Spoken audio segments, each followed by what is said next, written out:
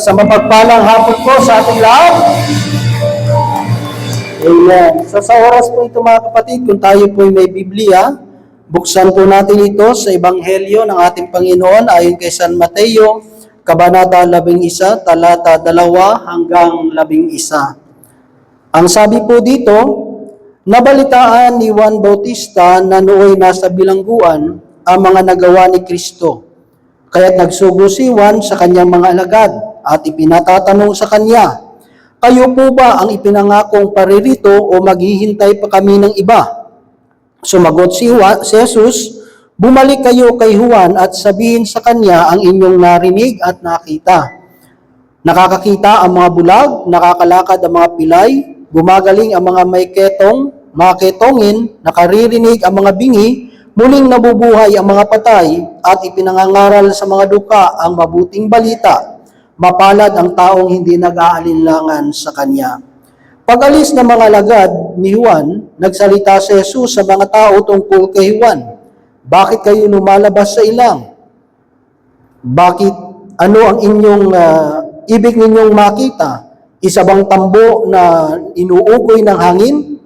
Ano nga ang ibig ninyong makita? Isang taong may maringal na kasuotan? Ang mga nagdadamit ng maringal ay nasa palasyo ng mga hari. Ano nga ba ang ibig ninyong makita? Isang propeta? Oo, at sinasabi ko sa inyo, higit pa sa propeta. Sapagkat si Juan ang tinutukoy ng kasulatan, narito ang sugo ko na aking ipadadala, mauuna sa iyo. Ihahanda niya ang iyong daraanan. Sinasabi ko sa inyo, sa mga isinilang, wala pang lumitaw na higit na dakila kay Juan Bautista, ngunit ang pinakaaba sa mga taong pinaghaharian ng Diyos ay dakila kaysa kanya. Mga kapatid, mga magulang, mga kaibigan, ito po ang mabuting balita ng ating Panginoon. Praise God. Sige po, sa oras po ito mga kapatid, pari na po tayong maupo. Praise God. No? So una sa lahat, nagpapasalamat po ako kay Lord na na-assign muli dito. Supposed to be si Sister Ellie po yung na-assign, pero dahil po ay umuwi siya sa Pilipinas, so ako po yung ipinalit. No? Kasi kung wala ako dito, malamang nandun ako sa Windsor. No? Ako kasi yung magdadrive sana ng van, kasi ang ating kapatid na si Brother Albert umuwi po ng Pilipinas. So dahil ako yung number one, main driver po ng van po natin, no, doon sa Toronto na van. So, yun. So sa atin naman kasi kung saan tayo pwedeng gamitin ng Diyos, doon tayo. Amen? Kasi alam niyo mga kapatid, darating kasi ang time, gustuhin ko man, hindi ko na rin magagawa. No? Kasi sa buhay kasi natin, tayo kasi tumatanda rin. No? Kaya nga yung pwede mong gawin ngayon, gawin mo na. Kasi yung mga bagay na pwede mong gawin ngayon, pagdating ng 10 years, 15 years, 20 years, baka hindi mo na magawa. Diba? Hindi, totoo po yun. No? Kasi siyempre, nagkakaedad tayo eh. No? Habang tumatanda ka, meron ka nang nararamdaman sa katawan mo. Diba? Kung dati, nang bata ka pa, kaya mong sumayaw ng talagang namang todo bigay na sayawan, pag nagkakaedad na, medyo pa-line-line dance na lang, di ba? Kasi nag-iiba talaga yung ng katawan ng tao eh. Kaya nga, sa ating paglilingkod, kung may pagkakataon na pwede nating maibigay yung pwede nating ibigay sa Diyos, ibigay na natin. Di ba? Para pagdating ng araw, wala tayong pagsisisihan. Di ba? Na pag may mga tao, kunyari, may ginagamit ng Diyos, may tumatayo sa pangangaral, may kumakanta, o kaya mayroong nagdadrive ng van, masasabi mo sa sarili mo, Lord, salamat because once in my life, nagamit mo ko sa ganitong larangan, sa ganitong panawagan. Di ba? Yun eh. Di ba? So dito mga kapatid, ganun din kay Juan Bautista. Alam nyo, ang Advent ngayon, ika-3, at ito ang tema is about joy. No? Tandaan natin, kapag wala kang J-O-Y, wala kang joy. Pag wala kang J-O-Y, wala kang joy. No? Ang joy kasi mga kapatid, ito yung tema ng Advent natin. Third Advent is yung joy. Kung titignan natin yung binasa natin, ito po ay si Juan Bautista po ay nakulong. Nakulong si Juan Bautista. Nandun siya sa isang sitwasyon na sa kanyang paglilingkod, ganito yung kanyang kinahinatnan. Amen? At hindi lang naman si Juan Bautista, mga kapatid, na naglingkod sa Panginoon na nakaranas ng mga pag-uusig, nakaranas ng mga problema sa buhay. Kaya nga, meron tayong mga tinatawag mga martir na mga banal o mga lingkod ng Diyos na sa kabila ng kanilang pangangaral, sa kabila ng kanilang paglilingkod sa Panginoon, nakaranas sila ng pag-uusig. At yung iba nga, pinatay. Katulad itong si Juan Bautista. So may kita natin na mas maganda nga yung paglilingkod natin ngayon eh. Kumpara mo dati. Ngayon, sino sisita sa'yo pag pinangaral mo si Kristo? Wala eh. Diba? Kasi bakit? Siyempre, kasi protektado tayo ng dito sa Canada, diba? Meron tayong kalayaan para sa ating mga relihiyon, paniniwala mo. Pero dito mga kapatid, sa time ng ating Panginoong Hesus, may kita mo sa time ni Juan Bautista, sa kanyang pagsunod sa kalooban ng Panginoon, ito siya ngayon nakulong. Diba? Marami sa Pilipinas na naglilingkod sa Panginoon, mahirap pa rin yung buhay. Nagkakaroon ng problema. Yung mga kapitbahay mo na hindi naglilingkod sa Panginoon, anong sasabihin nila sa iyo? Ay, naglilingkod ka kay El Shaddai, naglilingkod ka, mahirap ka pa rin. Di ba? Nandun yung mga discouragement. O naglilingkod ka sa Panginoon, pero tingnan mo anong nangyari sa buhay mo. Maraming discouragement na para tumigil ka sa paglilingkod sa Panginoon. Pero si Juan Bautista, hindi yun naging rason. Kasi nga, kahit si San Pablo nagsasabi, matalian nyo man ang aking kamay, ang aking paa, pero hindi nyo kayang pigilan na maipahayag ang salita ng Diyos. Amen? Hindi mo kayang pigilan na ipahayag yung salita ng Diyos. Kasi marami ang nag-give up, marami ang tumitigil. Kasi bakit? Kasi nga sa mga nararanasan nila sa buhay, parang pakiramdam nila, Lord, ito ba yung bunga ng paglilingkod ko sa iyo? Diba? Minsan kine-question natin ang Diyos. Minsan tinatanong natin ang Panginoon, ito ba? Yung bunga ng aking paglilingkod. Alam niyo yung mga alagad na humingi sila na dagdagan yung kanilang pananampalataya sa Diyos, hindi naman dinagdagan eh. Ang nadagdag sa kanila, problema, pag-uusig. Kasi bakit? Kasi hindi naman to sa paramihan ng pananampalataya eh. Patatagan ng pananampalataya. Patibayan ng pananampalataya. At tumitibay yung pananampalataya natin at pananalig natin sa Diyos kapag dumaraan tayo sa mga pagsubok. Pero ang iba, sasabihin nila, hindi mo na ako atin ang gawain kasi malaki problema ko. Baliktad. Di ba? The more pa nga dapat tayo na nagsusumikap na maglingkod sa Panginoon kasi alam natin na sa pagdating ng pagsubok na ito, ang tanging sandalan natin, ang tanging solusyon sa mga problema natin, walang iba, kundi ang Diyos. Kaya dumating ngayon sa punto, sa time ni Juan Bautista, marami siyang naririnig tungkol kay Jesus. Kaya mo bang maging masaya? Kaya mo bang maging maligaya? Magkakaroon ka pa ba ng joy sa paglilingkod mo kahit dumadaan ka sa pagsubok? Maraming minsan natin sa gawain ang lungkot ng muka. Kaya nga sinasabi ko dito sa gawain may joyful song, merong worship song. Alam mo agad kung sino yung mga problemado kasi sa joyful hindi makasayaw.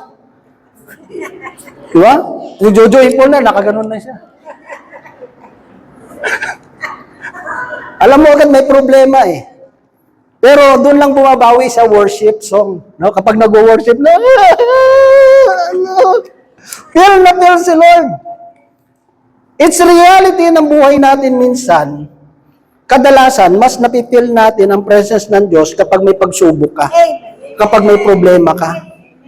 Kasi tingnan mo, yung mga taong walang problema, pag nag-joyful o kaya nag-worship na, nakaganon lang. Wala lang, nakatutok lang. Titingin sa kasister niya. Malaki siguro problema nito kasi. Hindi siya makakonsentrate. Ang pinapanood niya, yung mga nag-worship na umiiyak. No?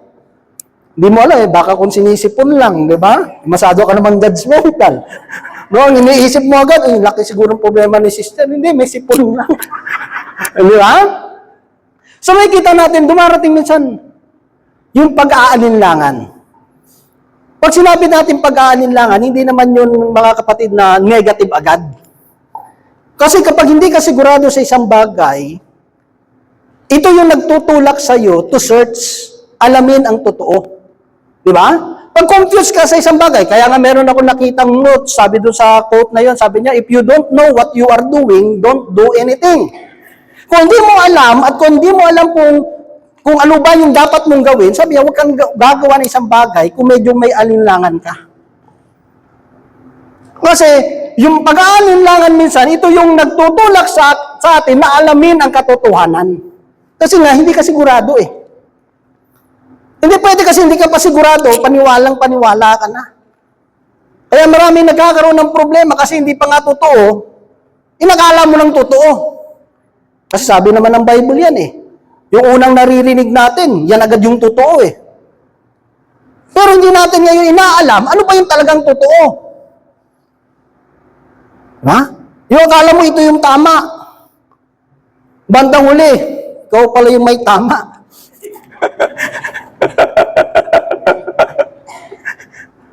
Dumating ngayon yung pag-aalinlangan. Kasi marami siyang naririnig eh. Amen. Tungkol kay Jesus. Kaya sinabi niya doon sa mga alagad, kasi alam naman ni Juan Bautista na tapos na eh, yung kanyang misyon. Alam mo dito sa mundo, lahat tayo may misyon.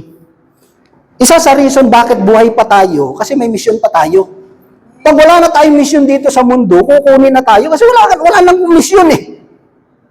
Di ba? Kaya yung mga taong ayaw ng misyon, ayan. Malamang malapit sa iyo, konsumisyon. Ayaw mo ng misyon ha, ito konsumisyon, bigyan kita. So dito mga kapatid, alam ni Juan Bautista na ang kanyang misyon ay tapos na. Kasi, dumating na ang ating Panginoong Hesus. Amen po ba? Pero bilang siya ay may mga alagad na sumusunod sa kanya, ayaw niya na ang kanyang mga alagad ay parang tupa na walang pastol. Kaya yung pagtatanong yung pagsubo ni Juan sa kanyang mga alagad, may purpose yun. May purpose. Para yung mga alagad ni Juan mismo, sila mismo personally, ma-encounter nila si Jesus. Yun ang purpose ni Juan. Dalhin niya ang kanyang mga alagad kay Jesus. Tayo minsan nagkakaroon na walang naglilingkod sa Diyos na walang problema. Sino dito walang problema? Bibigyan ko mamaya.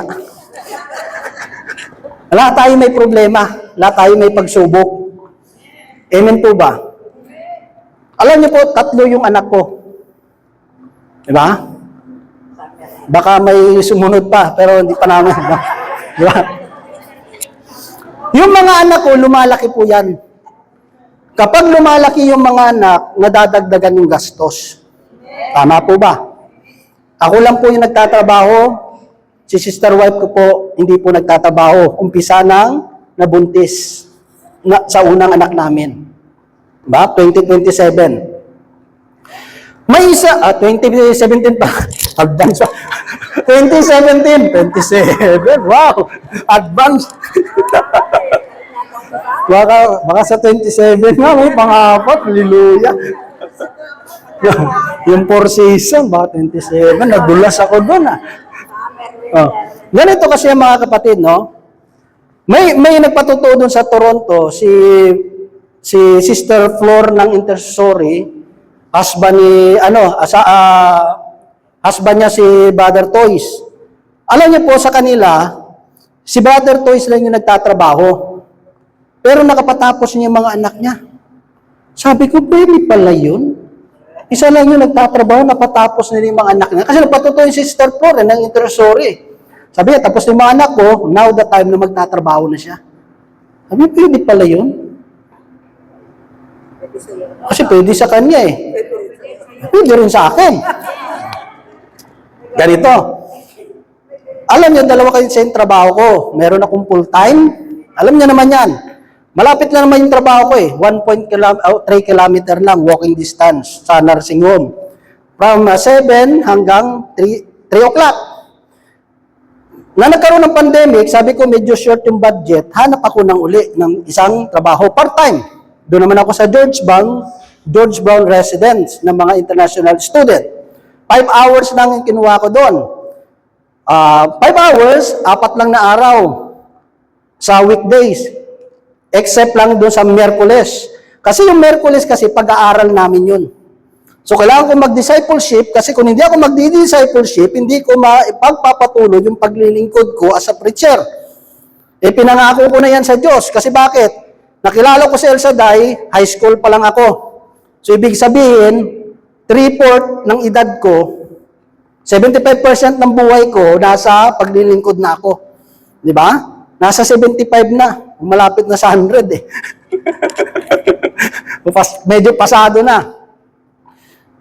So sabi ko nga sa inyo, lumalaki ni mga anak ko. Sabi ni Sister Wife, medyo ano na yung budget natin. Ano, magtatrabaho na ba ako? Sabi, pag nagtrabaho ka, maghahanap pa tayo magbabantay ng mga anak natin. Alang-alang naman dalhin natin kay Sister Rose Magda.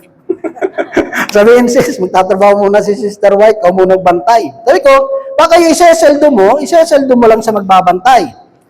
Inausap ko yung manager ngayon. Sabi ko sa manager, na sa George Brown, sabi ko, paano ba maka-avail ng benefits? Kasi may benefits na ako sa una, mas maganda kung may 2 benefits mo, di ba? Sabi niya, okay, let's go to the general manager. Punta kami doon sa general manager. Sabi ni general manager, oh, Ronald, it's been a long time I never see you. Sabi ko, now you see me. So what can I do for you? Sabi ko lang, gusto ko pala maka-avail ng yung benefits. Sabi niya, anong dapat kong gawin? Sabi niya, kailangan mo lang magkaroon ka ng 35 hours per week. Diba? 35 hours per week. Tapos sabi niya sa akin, bigay mo lang yung schedule mo.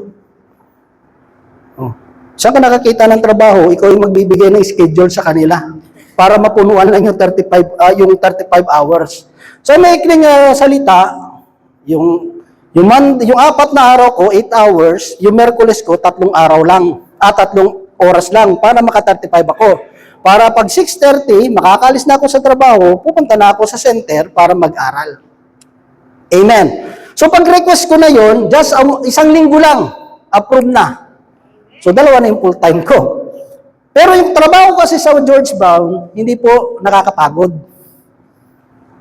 Kasi bakit? Kasi yung purpose ko lang, trabaho ko lang doon is carpet cleaning. Yan, carpet cleaning. Tapos, pag may request na lilinisin ng kwarto, yun lang. So, yung 5 hours ko nga lang yung minsan, 2 oras lang talaga yung trabaho ko. Yung 3 hours, nakaano lang ako, naghihintay lang, pa-sleeping duty lang ako. Kaya yung iniisip ko, paano kaya nila aprubahan na dadagdagan pa ako ng 3 hours? Pero parang napaka-imposible. Pero pag nilagay mo sa kamay ng Diyos, walang imposible. Amen? Walang imposible. So, ginagawa ko na lang doon minsan yun, record ng preaching. Di ba? So, hindi talaga siya yung sasabihin mo na pagod ka. Hindi katulad ng yung mga nag-double job na talagang pagod, di ba? No? Pag-uwi sa bahay, hindi na makausap. No, sasabihin, hi, sweetheart, pagod ako. Di ganun, di ba? May mga ganun, di ba? Kasi double job pagod na pagod di ba? Kinamusta lang, hi darling, how are you? Gusto ko mamahinga, gusto matulog, no? Hindi ganun, no? So makikita mo mga kapatid, ang Diyos ay tumutugon di ba? So, yun na, hindi na kailangan na ni Sister Wife na magtrabaho, and the same time, 2 yung benefits ko, tapos full-time pa. Tapos 8 hours pa yon. Ang kagandahan kasi sa George Brown, yung 30 hours mo, sa iba kasing company, magtrabaho ka ng 8 hours, ang babayaran lang sa'yo, 7.5. Kasi yung 30 minutes, break mo yun. Pero doon sa George Brown, hindi. 8 hours talaga ang babayaran sa'yo. So, yun ang blessing ng Diyos Di ba?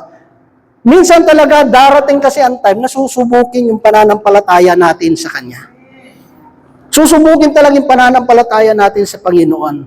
Pero mga kapatid, sabi nga ng salita ng Diyos, walang taong na nagtitiwala sa Diyos na pinababayaan ng Diyos. Doon kasi susubukin eh. Diba?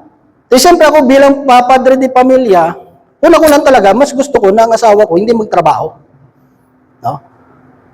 Kasi ayaw ko siyang mapagod. Hindi, pero kasi ang katotohanan, mga kapatid, sa totoo lang, mas mahirap ang trabaho ng asawa. Di totoo yan. Mas mahirap yung trabaho. Akala nyo, ang dali-dali lang ng buhay niya. May 3 kang anak, akala nyo madaling pag mahina pasensya mo.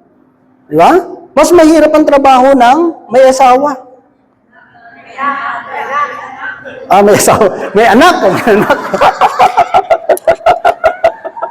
Hindi, minsan yung asawa rin, pasaway din eh. Di ba? O asawa na natin, nila yung anak, pati yung asawa, minsan pasaway eh. Di ba? Mas mahirap pa nga minsan magpalaki ng asawa. May mga iba nag-aareklamo. Pero ang ano lang dito mga kapatid, ang Diyos kasi, ito kasi yung paniniwala ko eh. Bago pa tayo tinawag ng Diyos, inihanda na ng Diyos yung pangangailangan natin eh. Parang ganito yan, parang naglalakad ako. Ba? Kunyari, yan, ito kunyari yung blessing. No? Blessing. Nang tinawag kasi ako ng Diyos, mga kapatid, inihanda na ng Diyos eh. Doon pa lang sa pupuntahan ko, may inihanda na ang Diyos na bagay para i-equip ako. Ang gagawin ko lang is magpatuloy. Di ba? Kunyari, ito yung inihanda ng Diyos. Kailangan ko lang kasi magpatuloy. Pag hindi ako nagpatuloy, tumigil ako, yung i-prepare ng Diyos para sa akin, hindi ko makukuha. Hindi ko siya makukuha. Kaya nga may kita niyo mga kapatid, sabi nga ng Panginoon, ang mananatiling tapat hanggang wakas ay siyang maliligtas. Kasi ang ano dun is, yung magpatuloy tayo sa ating takbuhin. Amen? Kaya makikita mo mga kapatid, ang kagandahan doon kay Juan Bautista, sa pamamagitan ng tanong, hindi lang siya yung makaka-confirm na si Jesus na nga yung hinihintay, pati yung mga alagad niya. Para ihanda ang kanyang mga alagad para kay Kristo. Ano ang sabi ni Kristo mga kapatid? Sabi niya, sabihin niyo kay Juan, ang inyong nakita, ang inyong narinig, di ba? Na ang bulag nakakakita, ang pilay nakakalakad, ang patay biglang nabubuhay. Di ba? Mapalad ang taong hindi nag-aalinlangan sa akin. Mapalad ang taong hindi nag-aalinlangan sa akin. Dito kasi mga kapatid talagang susubukin eh. Yung mapapaisip ka, ano ba, magpapatuloy ako?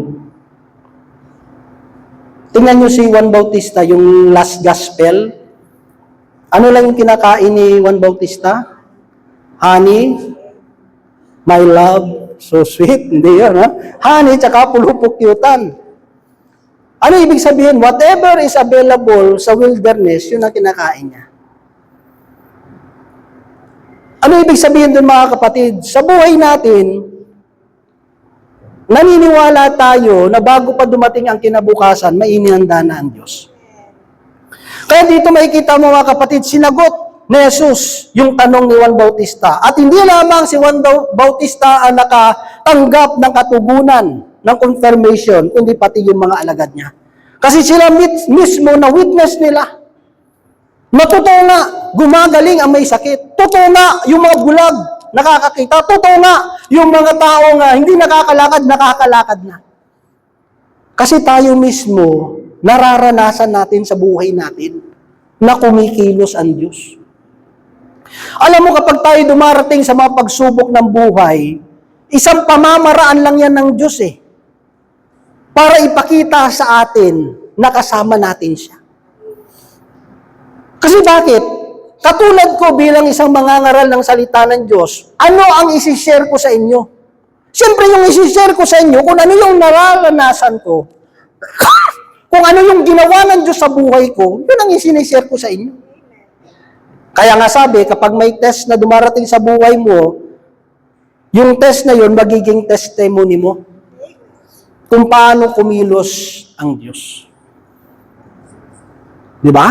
Kung ginawa ng Diyos sa mga kapatiran natin, kaya rin gawin ng Diyos eh. Minsan yung umaadlang lang sa atin, yun na iniisip natin,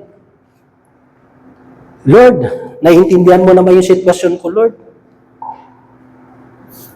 Kaya hanggang kailan ba na si Lord na lang palagi ang umiintindi?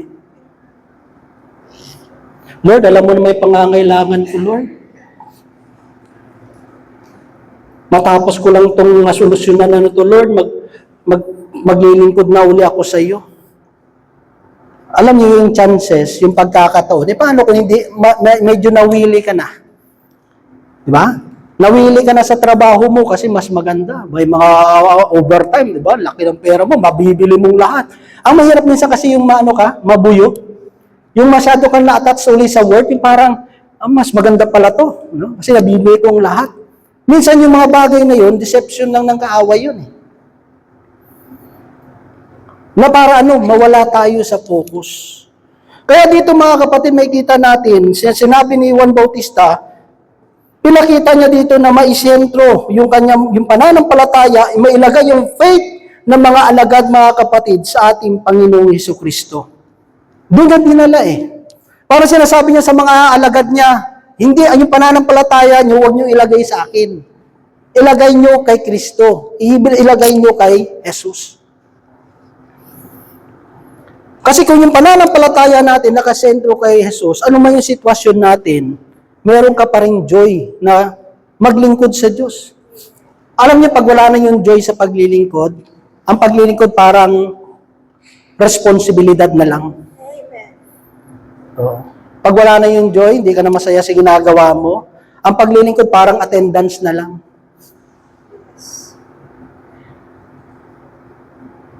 Amen. Kasi hindi na masaya Mahirap ang paglilingkod na parang napipilitan na lang tayo maglingkod sa Diyos. Kasi mismo yung katabi mo, nararamdaman niya na parang pinipilit na lang natin, yung sarili natin. Dito may kita natin mga kapatid, sinentro. Dito nyo kay Jesus ilagay yung pananampalataya nyo. Kasi alam ni Juan Bautista, mawawala siya Di ba? Yung pananampalataya natin dapat nakasentro kay Jesus. Kaya nga sabi doon, fix your eyes unto Jesus, the author and the perfecter of our faith. Amen. Dapat nandun palagi. Minsan may mga time talaga na gusto ng demonyo, hindi, tingnan mo yung sitwasyon mo, ito yung mga babayarin, ito yung mga bills, o tingnan mo, malaki yung mga anak mo, parang gusto niya talaga tanggalin yung paningin mo sa Diyos. Alam niyo mga kapatid, ang totoong blessing, ang totoong pagpapala, kapag natanggap mo yan sa Diyos at talagang pagpapala yan, iyan ang nagbibigay sa iyo na maging the more ka maging close sa Diyos. Diba? Kunyari, yung trabaho, yung blessing. Kapag yung trabahong yan ang nagdadala pa sa iyo much closer sa Diyos, galing sa Diyos yan. Kasi bakit? Hindi tayo bibigyan ng Diyos ng isang bagay na alam niyang magpapalayo sa atin, sa Kanya.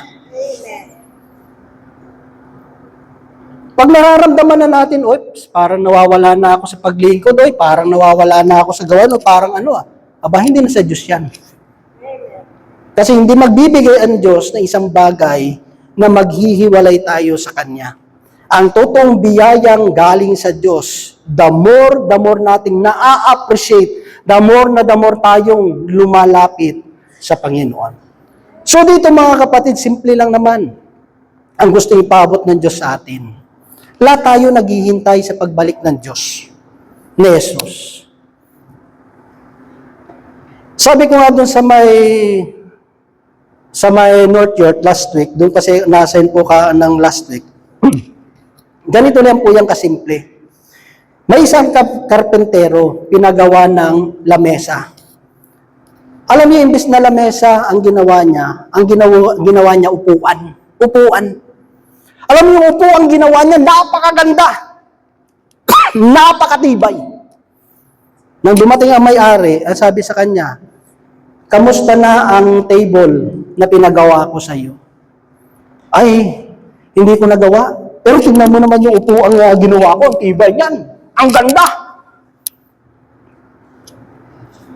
Sa tingin nyo, matutuwa kaya ang nagpagawa? Sinayang mo yung materialis ko eh. Table ang pinagagawa ko sa iyo, upuan ang ginawa mo. Kahit anong ganda pa yan, hindi naman kasi yan yung pinagagawa sa iyo. Ano ibig sabihin? Ang ganda nga ng ginawa mong upuan, eh hindi naman yun yung pinagagawa sa atin ng Diyos. Diba? Ganun yung mga kapatid eh. Lahat tayo haharap sa Diyos. Walang exempted, mga kapatid. Pagharap ba natin sa Panginoon, ano yung ating nagawa? Ay, Lord! Ganda ng upuang ginawa ko. Sabi lang naman ni Lord, yan ba yung pinagawa ko? Yung mga bagay na hindi pinagagawa sa atin, hindi natin may pagmamalaki yan.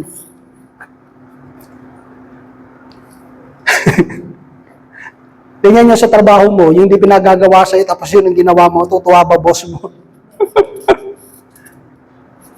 Tayo yung naglilingkod, nasa ilalim tayo ng kalooban ng Diyos. Di ba? Ay, ito yung kalooban ng Diyos, maraming mga instruction na pinagagawa ang Panginoon. Ang pinaka-point kasi ng paglilingkod natin is to do the will of God.